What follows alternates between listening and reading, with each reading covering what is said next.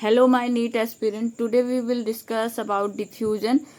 In diffusion, we will discuss this line. Diffusion is obvious in gases and liquid, but diffusion in solid rather than of solid is more likely. ये line most of the बच्चों को समझ में नहीं आती, तो आज हम इसके बारे में बात करेंगे और डिफ्यूजन होता क्या है इसके बारे में बात करते हैं। तो ये पूरी टॉपिक आज हम इस लेक्चर में पढ़ेंगे। तो डिफ्यूजन, जैसे कि अगर आपने देखा होगा कि अगरबत्ती की जो महक है, अगर हम अगरबत्ती को, इंसेंस स्टिक को किसी भी कॉर्नर में जला दें, ठीक है, रूम के किसी कॉर्नर में जला दें, तो उसकी जो स्मेल है वो पूरे रूम भर में या पूरा मतलब जितना भी सराउंडिंग होता है वहां तक अपने आप क्या हो जाती है, मिक्स हो जाती है, सब जगह चली जाती है। तो ये डिफ्यूजन की वजह से ही होता है। तो देखिए, movement by diffusion is passive. Passive movement उसे कहते हैं जिसमें कोई भी एनर्जी का इस्तेमाल ना हो, ठीक। तो जो डिफ्यूजन के द्वारा मूवमेंट होता है वो कैसा होता है, पैसिव होता है, इसमें एटीपी का कंजप्शन नहीं होता है। And may be from one part of cell to other or from cell to cell or over short distances से from intercellular space of the leaf to the outside. तो जो डिफ्यूजन होता है एक सेल से दूसरे सेल में, cell to other, cell से सेल के बीच में, छोटे छोटे डिस्टेंसेस में होता है। और जो इंटरसेलुलर स्पेस, लीफ की जो इंटरसेलुलर स्पेस होती है, लीफ के सेल्स के बीच में जो स्पेस होती है उनके बीच में से डिफ्यूजन होता है। लीव्स के अंदर से बाहर भी डिफ्यूजन होता है। डिफ्यूजन मतलब गैसेस का एक्सचेंज होता है।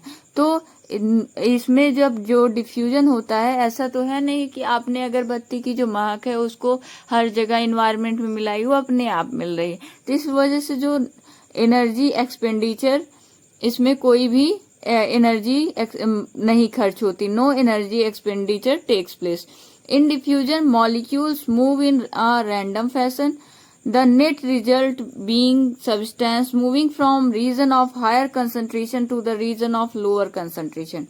डिफ्यूजन में क्या होता है, जैसे आपने देखा होगा कि हम जो है टंकी में जब पानी भरा होता है तो हम जब टैप ऑन करते हैं तो अपने आप पानी नीचे चला आता है, ठीक है, हमको कोई एनर्जी लगानी नहीं पड़ती है। वहीं जब हम नीचे से सबमर्सिबल से पानी ऊपर चढ़ाते हैं तो देखिए हम इलेक्ट्रिसिटी का यूज लेते हैं, उसके लिए इंजन लगाए हैं कि जिसकी वजह से पानी ऊपर जाए। जैसे अगर हम हैंडपंप से भी पानी निकालते हैं, आपने डेली लाइफ में देखते हैं, तो आप जब हैंडपंप से पानी निकालते हैं तो आपको एनर्जी मतलब उसमें लगानी पड़ती है और हैंडपंप को चलाना पड़ता है, थोड़ी सी ताकत लगती है। लेकिन अगर आप वहीं टैप ऑन करते हैं, ऊपर पानी रखा है और नीचे पानी आ रहा है, तो हमें कोई एनर्जी की जरूरत नहीं पड़ती। उसी तरह से डिफ्यूजन भी है।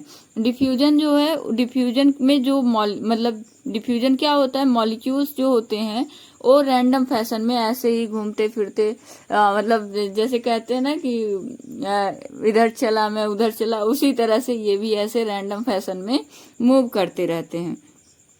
और net result being substance moving from, इनका जो नेट रिजल्टेंट होता है वो सब्सटेंस जो होते हैं डिफ्यूजन में हाई कंसंट्रेशन से लो कंसंट्रेशन, मतलब जिधर उनकी कंसंट्रेशन ज्यादा है, जिधर उनके मॉलिक्यूल्स ज्यादा हैं उधर से कम की तरफ जाएंगे। जैसे पानी ऊपर ज्यादा था तो ऊपर से नीचे आ रहा है। तो ये पानी के लिए नहीं बोल रहे हैं, हम बात बता रहे हैं। डिफ्यूजन जो होता है धीरे धीरे होता है, गैसेस का जो एक्सचेंज होता है वो बहुत धीरे धीरे होता है। और ये जरूरी नहीं कि लिविंग सिस्टम पर में ही हो, डिफ्यूजन कहीं भी हो सकता है। डिफ्यूजन गैसेस में बहुत जल्दी होता है, ठीक है।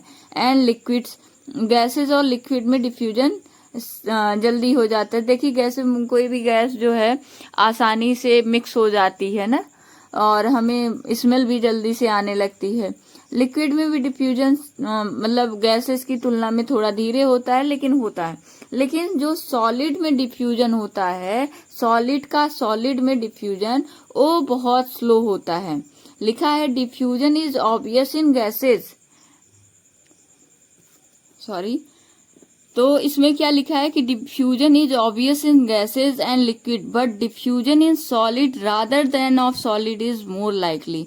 तो जो गैसेज और लिक्विड में डिफ्यूजन होता है वो तो दिखता है, लेकिन जो सॉलिड का सॉलिड में डिफ्यूजन होता है बहुत स्लो होता है। जैसे कैसे आप देखिए, तो जैसे मान लीजिए कि चौक है, चौक को आप डस्टर पे लगा रहे हैं तो उसका जो डिफ्यूजन होगा, कई साल तक अगर हम चौक को ऐसे ही बिना रफ किए मतलब ब्लैक बोर्ड पर छोड़ दें तो कुछ दिन बाद क्या होता है, मतलब कई साल बाद जब हम चौक को हटाना चाहेंगे तो नहीं हो पाए हटेगा, क्योंकि उसने क्या कर लिया है, अपने आप को डिफ्यूज कर लिया है। तो सॉलिड का सॉलिड में डिफ्यूजन जो है बहुत कम पाया जाता है, लेकिन पाया जाता है। Diffusion is very important to plant since it is the only means for gaseous movement within the plant's body.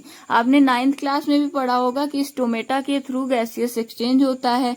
तो गैसियस एक्सचेंज कैसे होता है स्टोमेटा के थ्रू, जो प्रोसेस होती है वो डिफ्यूजन ही है। तो डिफ्यूजन बहुत इंपॉर्टेंट होता है प्लांट्स के लिए, क्योंकि प्लांट्स में केवल गैसियस मूवमेंट जो प्लांट्स बॉडी के अंदर होता है वो डिफ्यूजन के थ्रू ही होता है। Diffusion rates are affected by gradient of concentration, the permeability of membrane separating them, temperature and pressure. अब ये कह रहा है डिफ्यूजन की जो रेट है, मतलब डिफ्यूजन तेज होगा कि धीरे होगा, ये किससे कौन कौन से फैक्टर जो है उसको अफेक्ट करते हैं। पहले तो कंसंट्रेशन, मतलब अगर जहां कंसंट्रेशन ज्यादा होगा किसी चीज का, वहां से लो कंसंट्रेशन की तरफ डिफ्यूजन होगा, ठीक। मेम्ब्रेन की परमेबिलिटी, मेम्ब्रेन किस सब्सटेंस को अंदर आने दे रही है, किस सब्सटेंस को नहीं आने दे रही, इस पर भी डिपेंड करेगा। जो मेम्ब्रेन उनको मतलब एक सेल को दूसरी सेल से सेपरेट की है उसकी परमेबिलिटी पर डिपेंड करेगा। फिर टेम्परेचर, और टेम्परेचर बढ़ा देंगे तो मॉलिक्यूल्स का मूवमेंट बढ़ जाएगा, तो डिफ्यूजन क्या हो जाएगा, तेज हो जाएगा। प्रेशर बढ़ा देंगे तो डिफ्यूजन क्या होगा। तो ये आपका डिफ्यूजन टॉपिक खत्म हुआ। ये आपका ट्रांसपोर्ट इन प्लांट्स का है। आई होप आपको ये समझ में आया होगा। जो नहीं समझ में आया है उसे आप क्या करेंगे, कमेंट सेक्शन में कमेंट करेंगे और हम उसका आंसर देने की कोशिश करेंगे। Thank you guys.